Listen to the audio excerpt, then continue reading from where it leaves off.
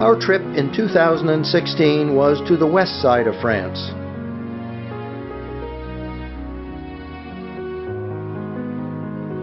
We visited the tiny medieval town of Saint-Antonin-Noble-Val and also toured some bastides, castles and abbeys in the area. Near Saint-Antonin are the interesting towns of Cahors and Moissac. We saw the Dordogne, renowned for its natural beauty and the important prehistoric cave art. In the Loire Valley, we stayed in Amboise. Visiting the Loire Chateau is an essential visit in France. Oradour-sur-Glane, a continuing witness to Nazi atrocity, puts the D-Day invasion in perspective. Normandy and the D-Day beaches were to be the keystone of this trip. We spent 6 nights there in Bayeux. That wasn't enough. We could have spent twice as much time there. We arrived in Toulouse Airport, picked up our car, and headed to our first stop, Saint-Antonin-Noble-Val. We had selected it for 2 reasons. It was a short drive from the airport, and we had learned that the movie, The 100-Foot Journey, was filmed there. This scene from the film showed what a pleasant area it was. We found a viewpoint on top of the steep cliffs of the Aveyron Gorge from where we had a striking view of the town.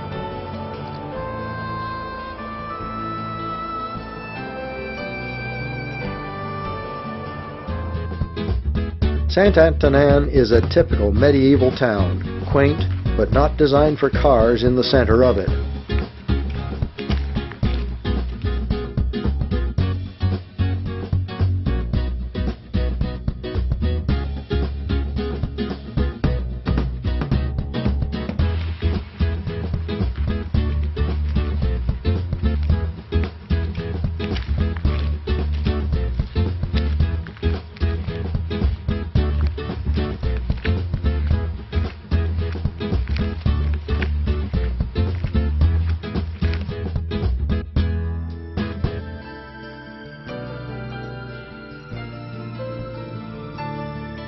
Our B&B, the Hotel Lion d'Or, was an old building, tucked away in a narrow street, challenging to find, but picturesque both in the daylight and at night. We learned from our B&B hosts that the kitchen of the B&B was used in the movie. From our room, we could look up the street towards the market.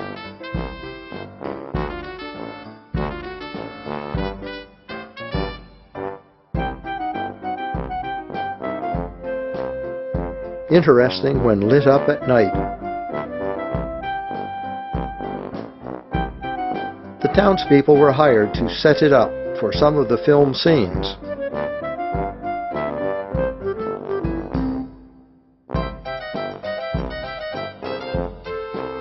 The open plaza beside the market has restaurants and a museum.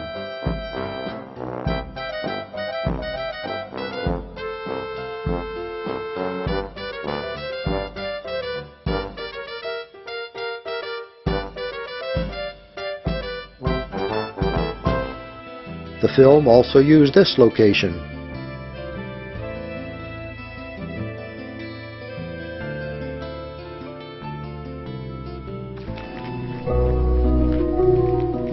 I discovered this interesting walk down to the river. The 2 best restaurants we found in this town were near this bridge crossing the Aveyron River. There were other interesting sites to visit around Saint-Antonin. Bastides, or fortified villages, like Cordes-sur-Ciel, appeared between 1200 and 1500 AD because of religious conflicts. The Albigensian Crusade in the 1200s, named after the nearby city of Albi, and the French religious wars between the Huguenots and the Catholics in the 1500s.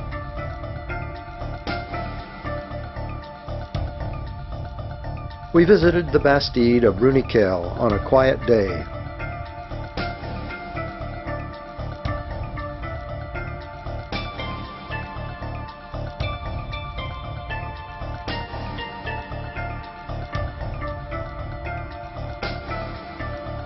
walking up through the town to the chateau.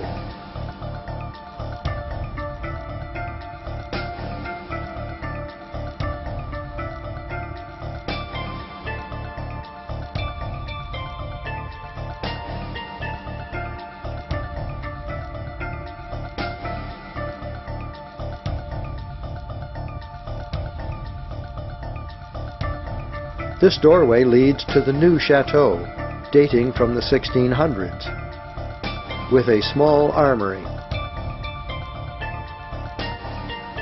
We can see renovations are taking place.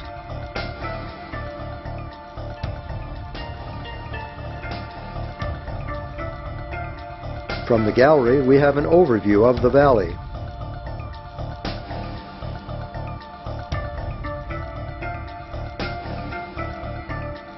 From the other side of the new chateau, we can look down at the old chateau, dating from the 1400s, although there was an original version in 600 AD.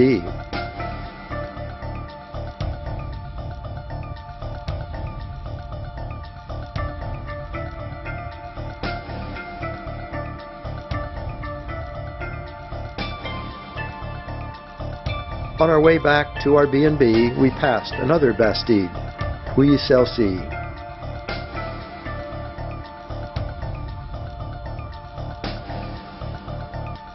One of the most imposing castles in this area is Najac, that can be seen from far away.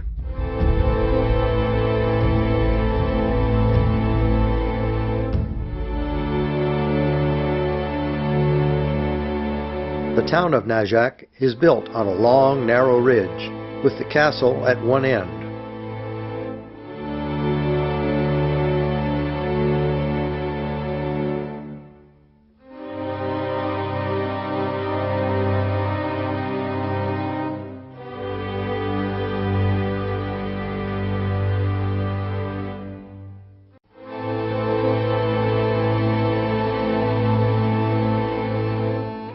It was a bit of a walk from the parking lot down into the town with some interesting houses.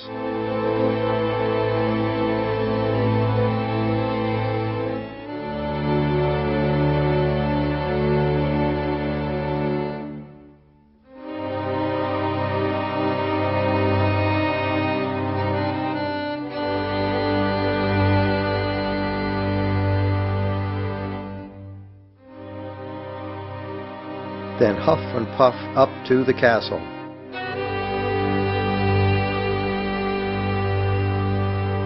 Once inside the walls, the castle still seems imposing. However, inside the inner court, we can see the deterioration.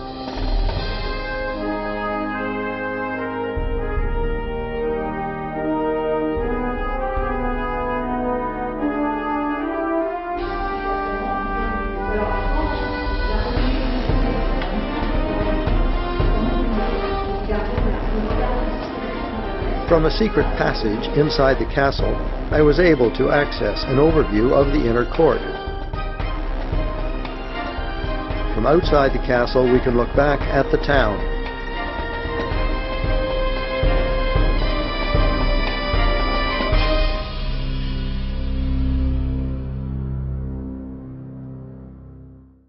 Moissac is a pleasant but unremarkable town. However, it is the site of the world-famous cloister of the Abbey of St. Peter.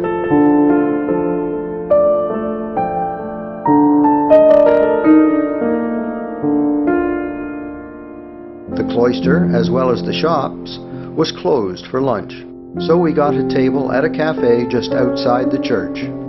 This site is one of the major stops on the well-known pilgrimage route, the Camino de Santiago, also known in French as La Route de Saint-Jacques-de-Compostelle. This was the first site where I encountered pilgrims on this route, but I will meet more of them later on this trip.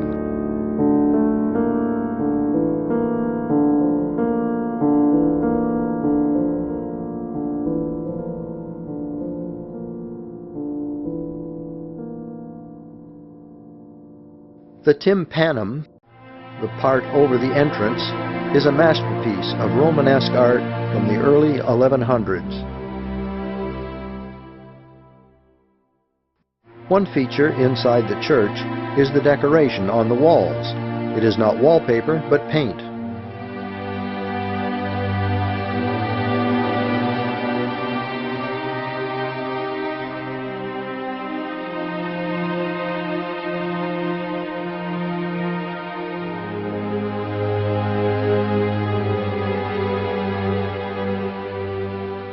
The sign beside this sarcophagus of Abbot Raymond, who died in 1245, says that if you put your head under it, you will get rid of headaches. Rita tried it, but it didn't work. She still has me. Considered by many to be the most beautiful cloister in the world, this was the highlight of this stop. Legend says the abbey was formed in 600 AD. It was completed in 1100 AD and survived the various religious wars that followed. It was finally dissolved in 1790 during the French Revolution and sold to the town of Moissac.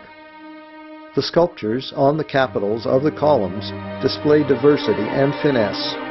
They provide a tool for the study and analysis of the iconographic and imaginary universe of the 11th century. In the chapel that we access from the cloister are kept sculptures from parts of the abbey that have been destroyed.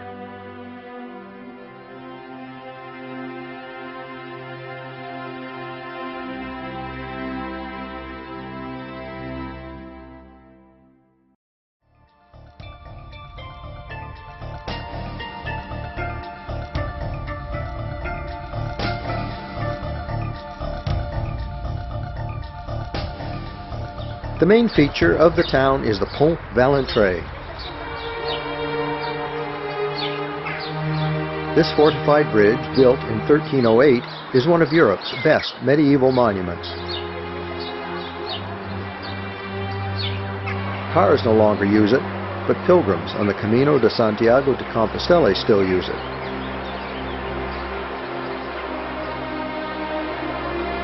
In this area, the pilgrimage route is marked with scallop shells, a symbol of this pilgrimage route. Since Santiago in Spanish is translated to Saint-Jacques in French, I now understand why scallops are called coquilles Saint-Jacques.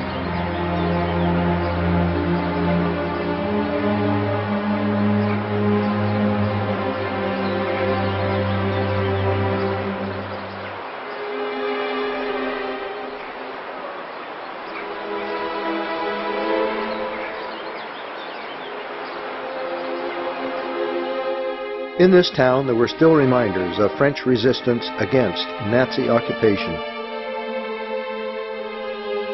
We also saw it in Saint-Antonin and the Dordogne.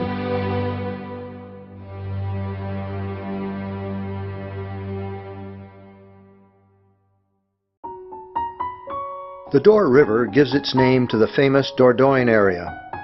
During the 100 Years' War in 1400, this river was the front line between the French and the English. At present, it accommodates tour boats, and if the water level isn't too high and too fast, canoes. Our B&B near the river, some kilometers from Vitrac, the nearest town, was definitely the prettiest location of this trip.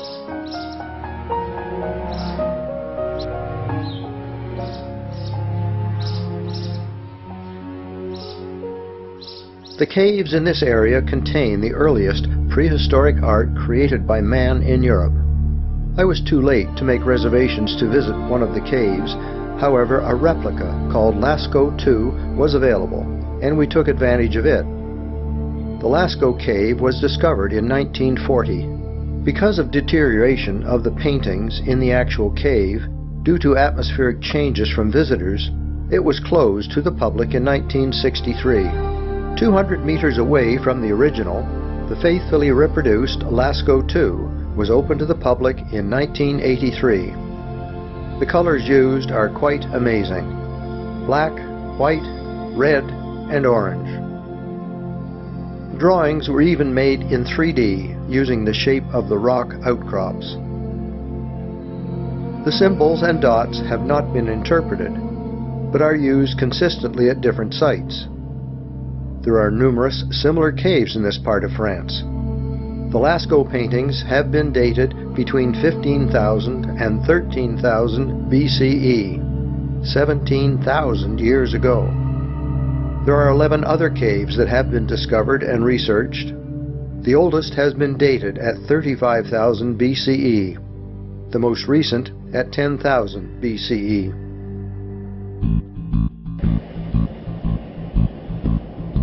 We visited Roc Amador. As we approached from the other side of the valley, we had marvelous views of it.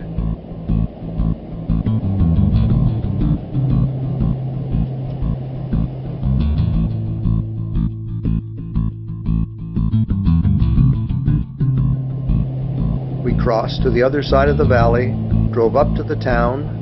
The entrance is on the left, and we're fortunate to find a parking spot just outside the gate.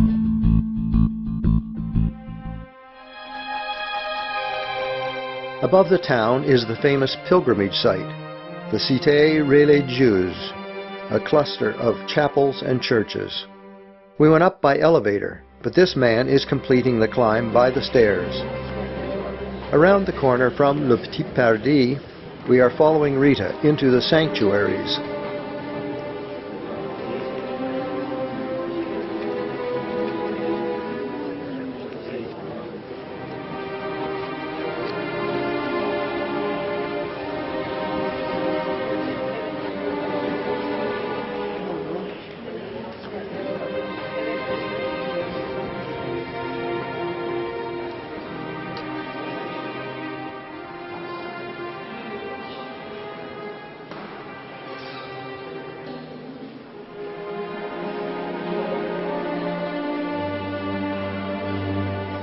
There are several legends associated with this site.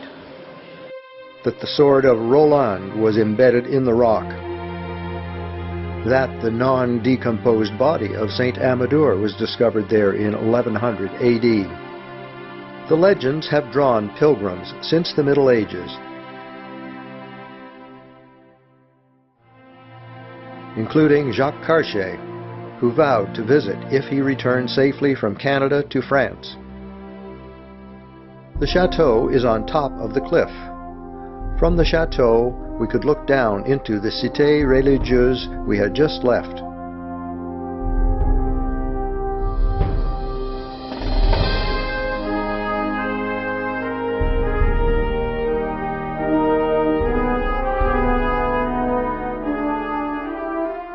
The chateau was quiet, but provided an even better viewpoint.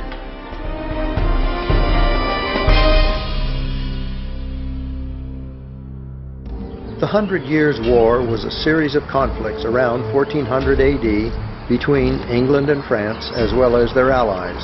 In the Dordogne, Castle Node was the main English fort. It is imposing, seen from the village it protected, and from inside looking at the entrance.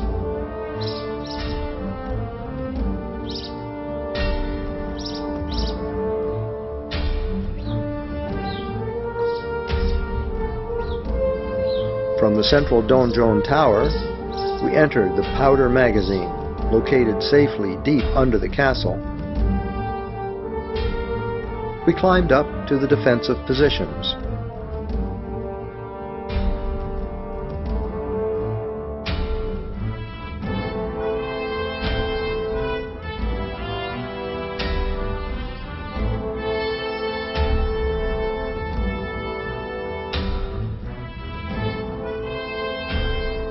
Note the rope in this photo used to bring the powder up from the magazine.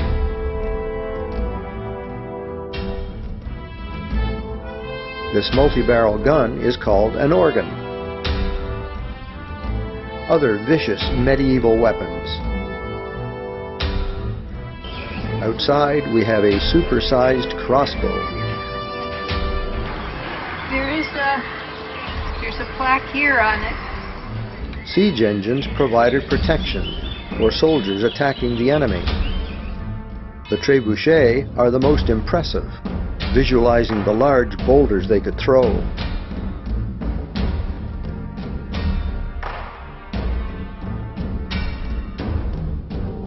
a knight and his squire.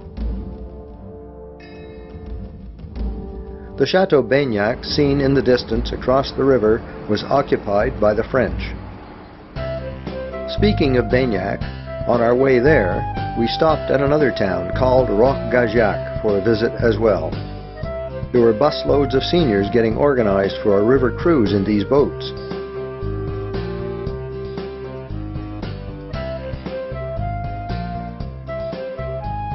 Looking up at the cliff above the village, we can see caves that were occupied back in those early days.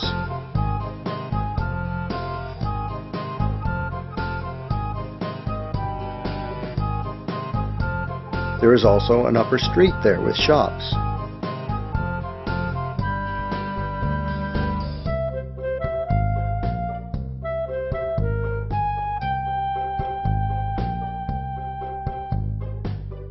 We did go on to Baignac, but some road construction in the town persuaded us not to spend any time there. However, I did get a couple of clips of the French chateau.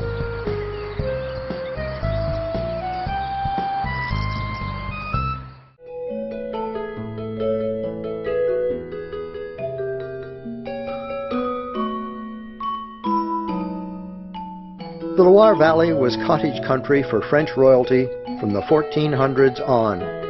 We selected 3 chateaux to visit from the many that exist. Arriving across the Loire River from Amboise, the Chateau Amboise stood impressively over the town and gave us our first impression of what was to come. The streets in the old town led us quickly to one of the main streets where many of the restaurants are located, under the towering chateau.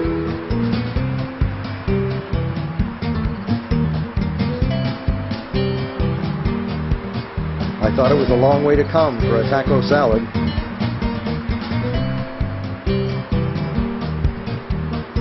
Entry to the chateau is up a steep ramp and through a tunnel. Chateau Amboise, seen in this model, is not one of the most impressive, but the town was a good base for us. The chateau was confiscated by King Charles VII in 1431 and used by his son, and then his grandson Charles VIII took it over in 1483. Charles VIII and succeeding kings captured the Kingdom of Naples and the Duchy of Milan. They were strongly influenced by the Italian Renaissance. King Francois I enjoyed intellectual conversations with Leonardo da Vinci and invited him to live in Amboise, where he spent the last 3 years of his life. Our first stop was at the chapel, ornately decorated in flamboyant Gothic style. One of the features of this chateau is that Leonardo da Vinci was buried there.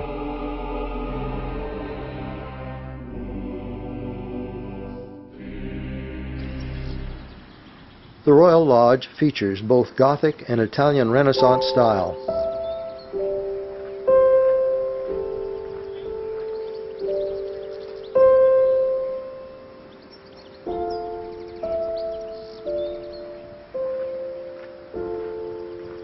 This coat of arms, featuring a salamander, a symbol of King Francois I, greets us in the entrance.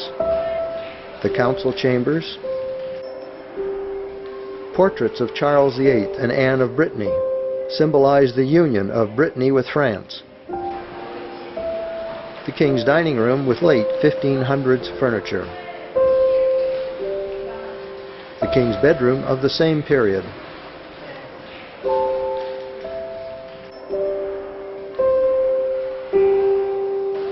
The Orléans chamber with paintings of Louis Philippe, King of the French in the mid-1800s. The music room.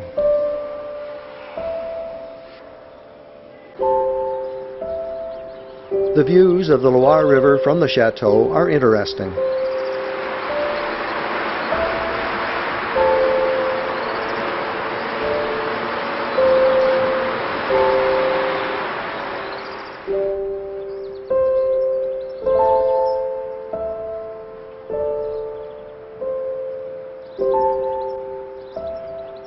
The chateau gardens, although attractive, are not extensive.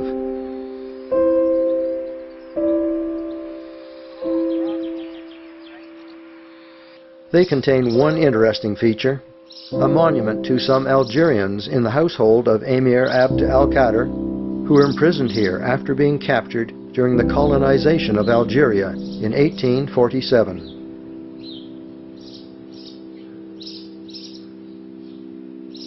The Chateau du Clos is only 400 meters from the Chateau Amboise. Unfortunately for us, it was school visit day.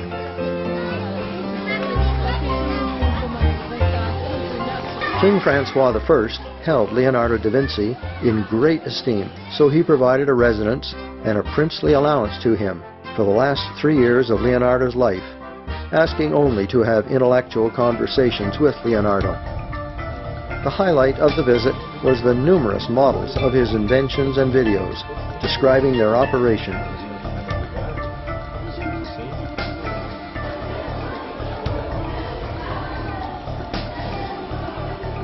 The first tank or armored car design.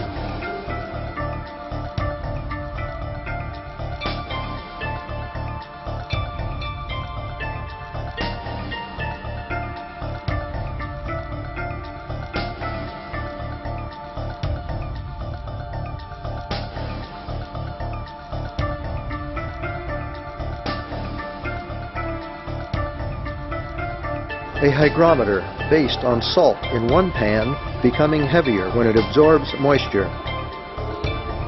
A swing bridge. A car powered by a clockwork type spring.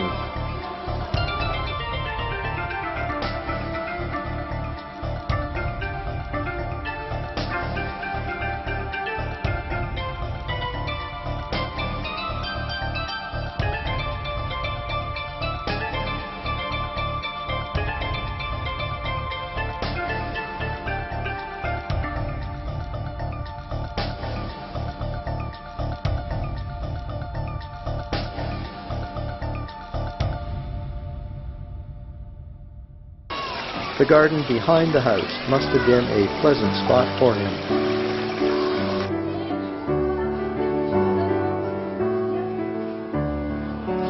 On to our next chateau, Chenonceau.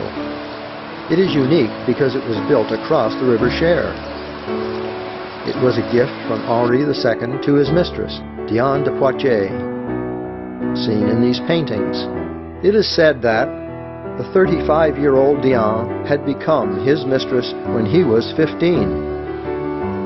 She created the garden to the east of the chateau on raised terraces to protect it when the river level rose, as it had on our visit.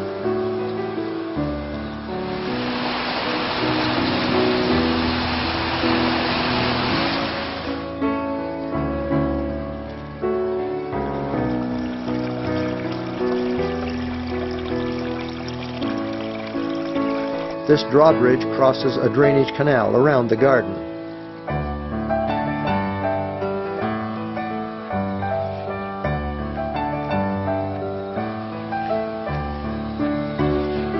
Like the sirens from the ships. When Henri died, his wife, Catherine de Medici, evicted Diane, took over the chateau, and built her own garden on the other side of the chateau. The gatehouse tower is the original keep from a fortified castle. The rest was built in Diane's and Catherine's time. The detail of the chateau is worth looking at closely. The main doors of the chateau are of carved wood, also from an earlier construction in the 1500s. The first room inside the door was for the royal guards, the men-at-arms.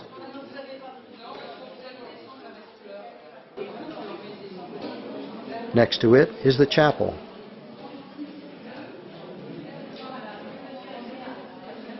Louis XIV's drawing room.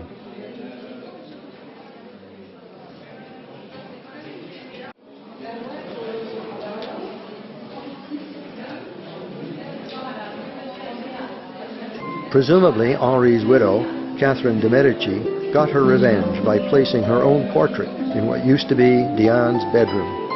The kitchen and servants' dining room in the basement provides an interesting view of life 500 years ago.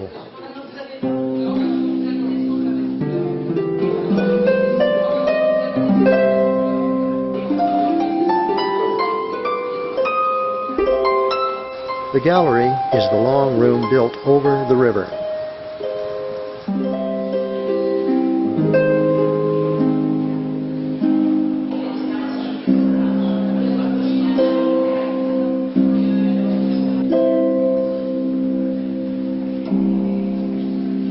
Chateau Chambord is without doubt the fanciest hunting lodge you've ever seen. From a distance, it looks incredible, amazing. As you get closer, you realize how immense it really is. Construction of this chateau was started by Francois I, the father of Henri II, in 1519, before Chenonceau became a royal palace. Francois I had just returned from reconquering the province of Milan and was influenced by the Italian Renaissance architecture. One of the most remarkable aspects of the design is the spiral staircase. It is a double helix, one stairway wrapped around another and never meeting. Rita is standing at the bottom of one staircase and I am at the bottom of the other.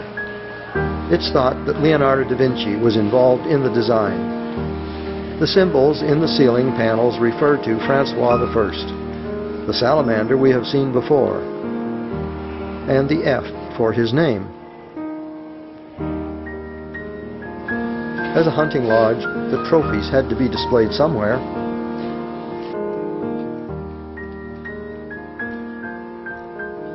It is the architecture and detail that keeps drawing your eyes.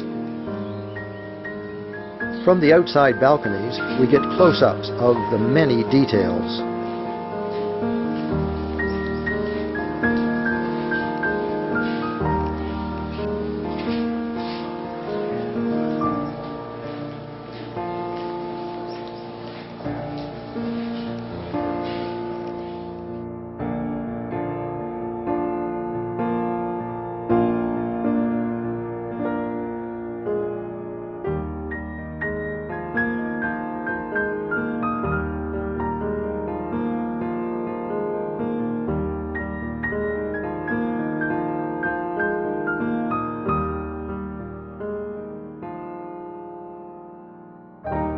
With the marvelous images of Chateau Chambord indelibly stored in our minds, we returned to Amboise to prepare for our last journey before we had to fly home. We had one last dinner there and enjoyed the sunset as it turned the Chateau Amboise a beautiful color.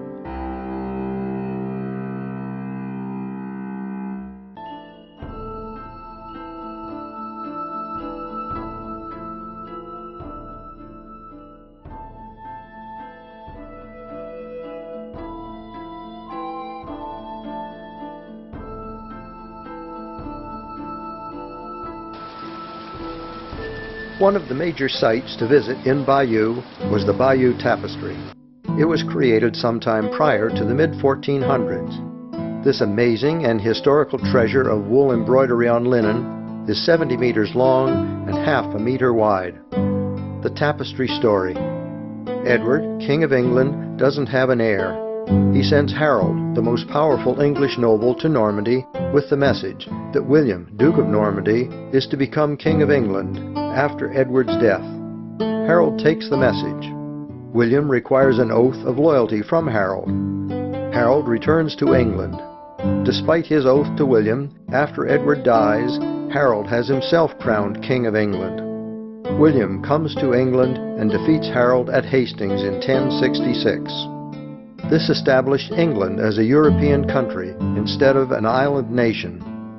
While political propaganda or personal emphasis may have somewhat distorted the historical accuracy of the story, the Bayeux Tapestry presents a unique visual document of medieval arms, apparel, and other objects, unlike any other artifact surviving from this period.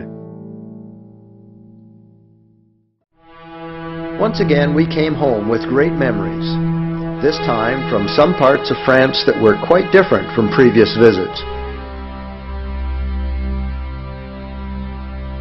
The beautiful valley of St. Antonin-Nobleval was a pleasant surprise to us.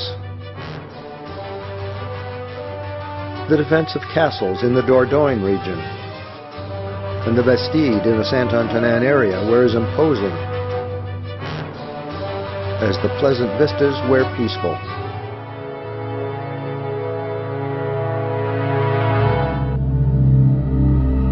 Our introduction to prehistoric cave art was amazing.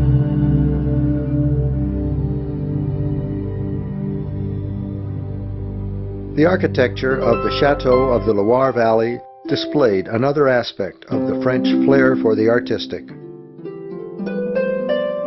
I'm sure we'll look for another opportunity to go back to this pleasant, welcoming country. The D-Day beaches and Normandy were the primary location we wanted to see on this trip. For that reason, it has been separated from the travelogue portion of this film. The visit there and to Oradour-sur-Glane were very moving. Let me describe that to you now, as seen from a Canadian perspective.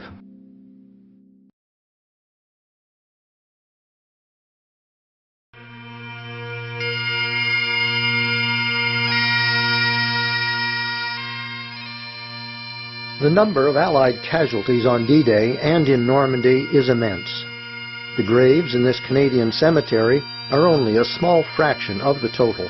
On D-Day alone, the Allies had 10,000 casualties, of whom 4,390 died. The term casualties refers to wounded and missing as well as dead. All the numbers quoted are only approximations, since no accurate figures were ever determined.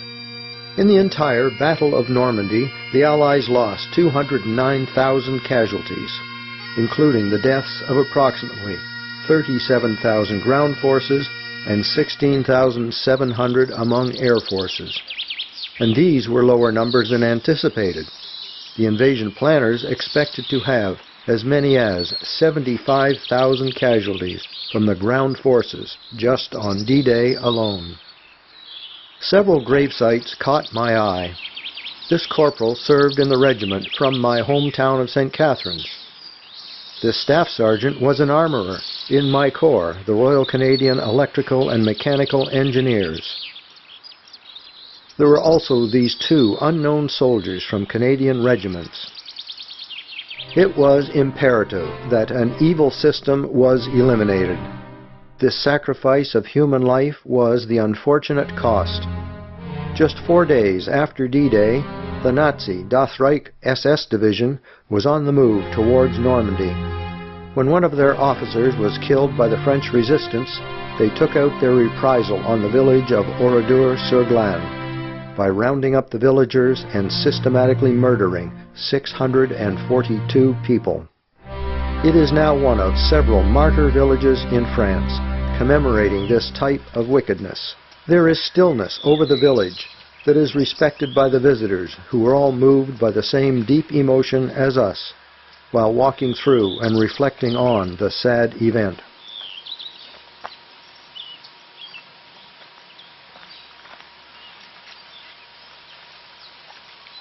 The first place we encounter is named the Tragic Well, where the bodies of 3 men were found.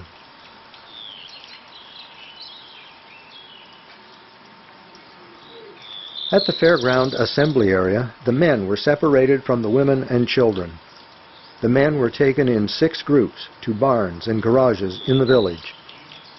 The Des Orteaux garage was one site.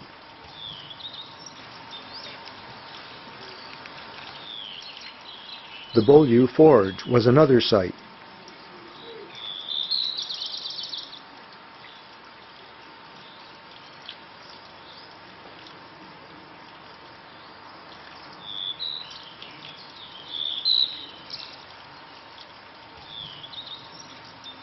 An explosion was the signal to machine gun the men in their locations and then burn their bodies.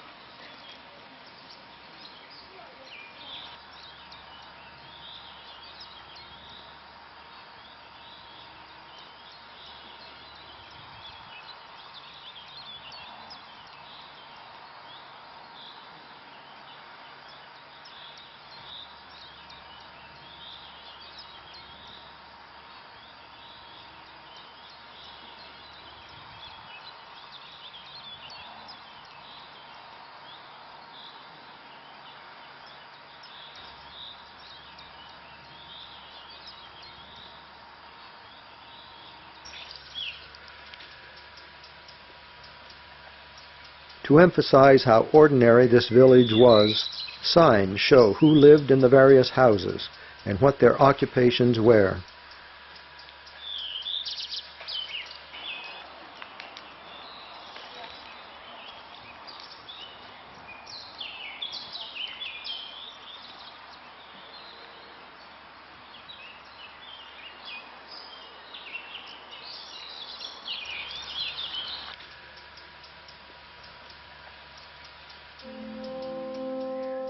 Even a 2-month-old baby wasn't spared.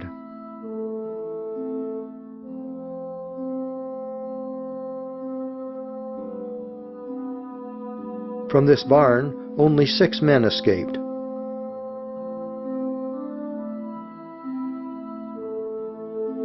Bullet marks can still be seen on this wall. The women and children were taken to the church.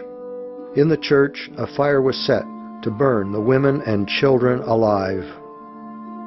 Silence. Hundreds of women and children were massacred here by the Nazis. You who pass by, contemplate. You who have faith, pray for the victims and their families. Machine guns were at the door to kill those who tried to escape. The only survivors were 6 men and 1 woman who managed to get away. The village was then burnt and destroyed. From the church, the road leads up to the cemetery where the memorial and crypt are located.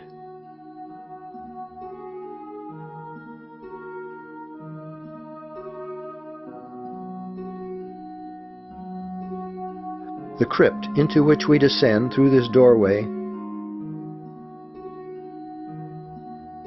has plaques with the names and ages of the martyrs from this village.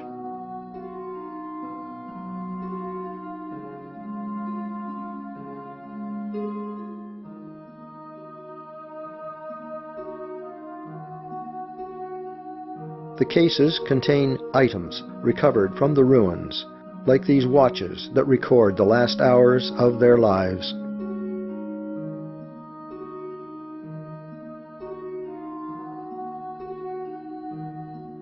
Since we were there on the anniversary of this terrible event, preparations were in hand for a memorial service. This massacre occurred 4 days after the landings. It is typical of many other vile actions of Nazi Germany.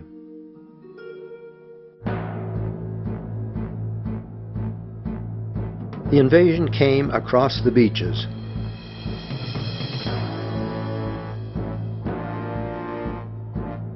Sword, the British 3rd Division. Juno, the 3rd Canadian Infantry Division. Gold, the British 50th Division. Omaha, U.S. 5 Corps, and Utah, U.S. 7 Corps. Airborne landings went in to seal off the German counterattack routes. I concentrated on the 3rd Canadian Infantry Division. On Juno Beach, we can see the units that came ashore. There was also a 3rd Brigade in reserve that came ashore when the beaches had been secured. 7 Brigade landed first at Courcelles-sur-Mer.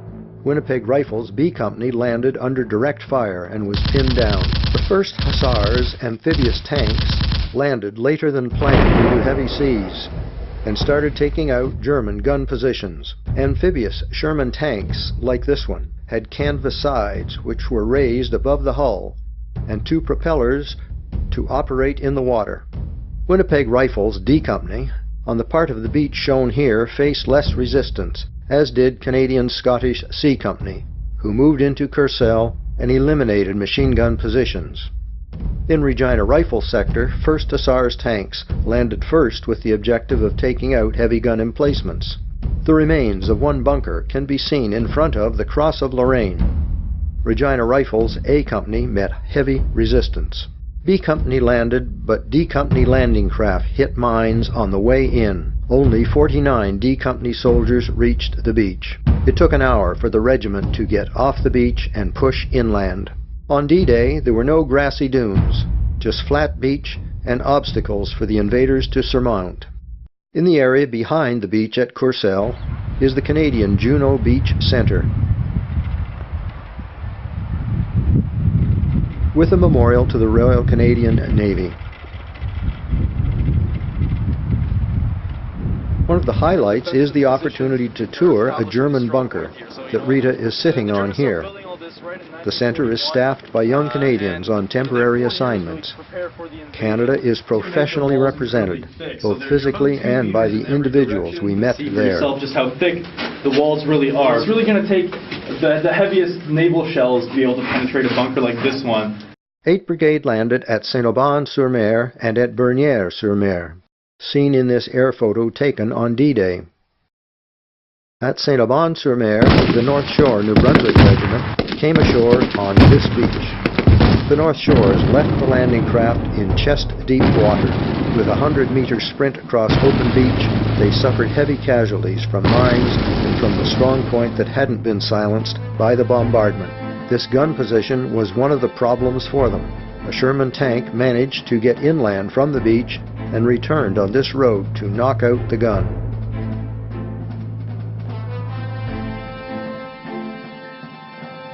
The petard tanks that landed with them assisted in clearing one gun emplacement. Armored vehicles operated by the British Royal Engineers, known as petard, fired a massive explosive charge designed to destroy concrete emplacements at a range of only 80 meters. The Queen's Own Rifles faced the most tenacious defenses for the Canadians at Bernières. They came ashore here, losing 61 dead and 82 wounded, with A Company down to half strength. This German gun position survived one hit.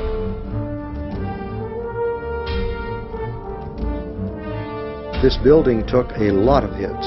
Today it is a small museum called Canada House, with plaques for the Queen's Own Rifles, the Fort Garry Horse, and the Régiment de la Chaudière, who among them lost about 100 taking this house.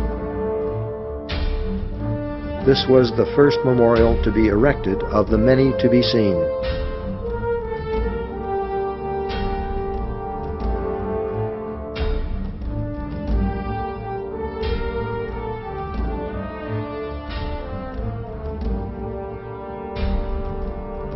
The Queen's Own Rifles pushed inland, but the Canadian left flank had not hooked up with the British 3rd Division.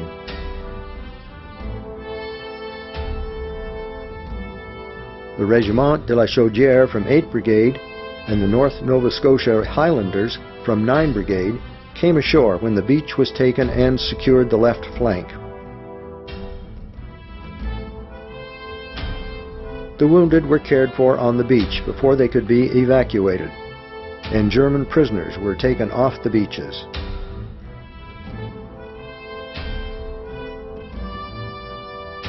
The push inland was over this open country. The airborne assault missions were to capture and hold bridges over the Orne River and the Caen Canal for the breakout of the assault forces, and to destroy bridges over the Dives River to forestall German counterattacks. The 1st Canadian Parachute Battalion destroyed their assigned bridges and withdrew to their defensive position. In addition to paratroopers, glider-borne forces were used. Pegasus, the mythical Greek flying horse, is the symbol used on the 6th Airborne Division patch, hence the Pegasus Museum. It is near the location of the bridge that was captured and held on D-Day. Some of the gliders transporting the troops who captured the bridge can be seen in the background. The bridge has been moved to the museum.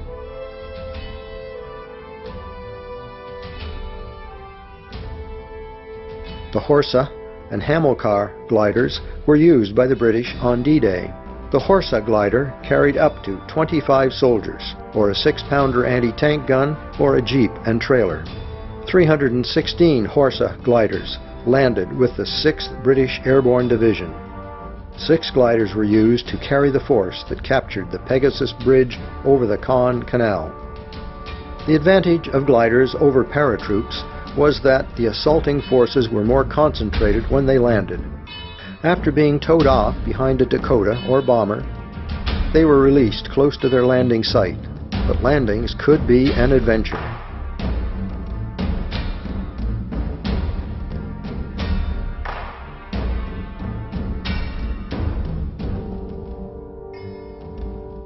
There were about 30 Hamilcar gliders used on D-Day to carry light tanks weighing over 7 tons, or 17-pounder anti-tank guns, or transport vehicles. As a former Army pilot wearing the same flying badge as World War II glider pilots, and subsequently a recreational glider pilot, I particularly enjoyed our visit to the Pegasus Museum. Since British 3rd Division had to support the Airborne Division against German counterattacks, the Canadian left flank was left vulnerable. The shaded area was held by British and Canadians at the end of D-Day. The D-Day objective is shown by the red line. The main Canadian objective had been the airport at Carpiquet, but it would not be taken for another month. A battalion headquarters of the German 716th Infantry Division at Tailville, seen here, was captured on D-Day by the North Shore New Brunswick Regiment. From the machine gun port in the wall and the German anti-tank position, we can see the open ground that the North Shores had to cross. They captured the position by going around it and attacking from the rear. The circular concrete pad indicating the German machine gun position and a memorial to Lance Corporal Alphonse Noël mark where the unit was successful. The Abbaye d'Ardennes was a headquarters for the 12th SS Hitler Youth Panzer Division, and provided a tower from which they could observe the Canadian advance. After the Germans were driven from the Abbey, it came to light that a number of prisoners from the North Nova Scotia Highlanders and the Sherbrooke Fusiliers Armoured Regiment had been executed and buried in the Abbey garden. One of the commanders, Kurt Meyer, was found guilty of war crimes for executing 22 Canadian prisoners. The division is also believed to have executed more than 100 other prisoners. Now called the Jardin des Canadiens, it is a particularly moving memorial. The provincial flag of Nova Scotia on the tree behind the memorial indicates that someone from the North Nova Scotia Regiment had been there to honor their own. Clearly, many come here to remember the young soldiers.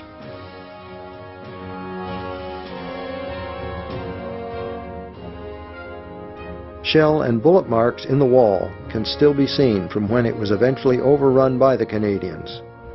There are many memorials to Canadian units in Normandy, some of which we drove past on our tour. The fighting between the 7th and the 12th of June continued fiercely, with attacks and counterattacks. The Allies took heavy losses, but eventually wore down the Germans through attrition. The Canadian casualties during this period are reported at 2,831, of whom 1,020 died. But the beaches had been held.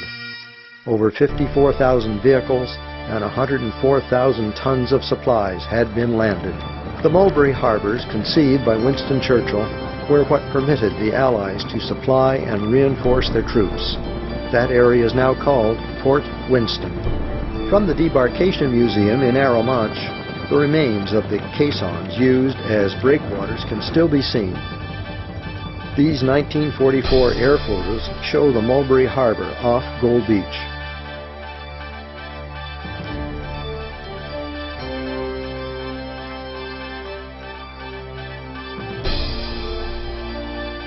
The block ships were old ships that steamed from England and were sunk as breakwaters. The concrete caissons were manufactured in England, towed across the channel, and sunk to reinforce and extend the breakwaters, with anti-aircraft guns mounted on top as seen on the models. The stores piers accommodated freighters. The piers were designed to compensate for the rise and fall of the tide by moving up and down the columns at the corners of each segment.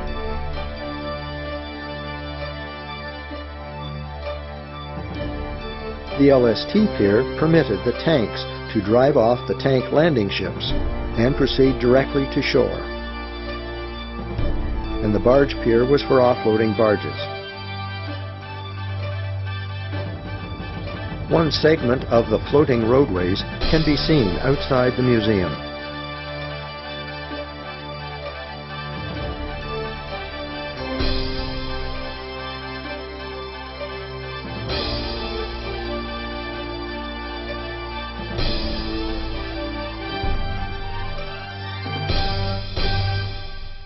The French are still appreciative of their liberation. It was gratifying to see the Canadian contribution to D-Day and to World War II widely recognized throughout our tour of Normandy. By the end of the war, there were 1 million Canadians in uniform, despite a population of only 11 million at the start of the war in 1939.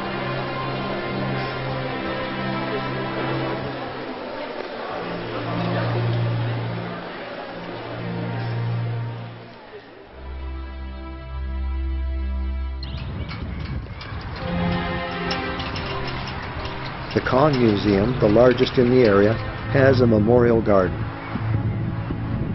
The Canadian Army, Navy, and Air Force units are all listed. Under a layer of water, this memorial identifies the 122 French towns that were liberated by Canadian troops.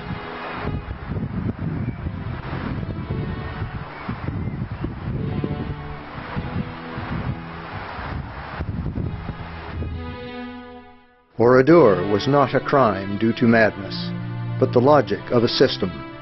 We must remember this so as not to see it again.